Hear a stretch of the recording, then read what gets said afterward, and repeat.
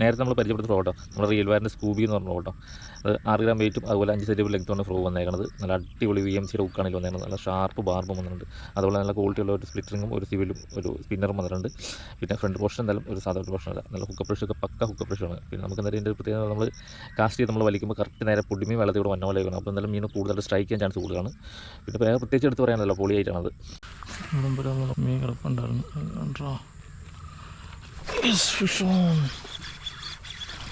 സ്കൂപ്പിൽ അടുത്തൊരു മീൻ കയറുന്നു കേട്ടോ.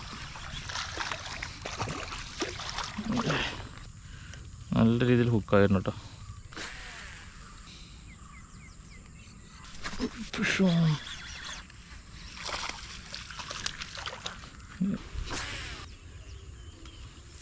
Yes, fish on.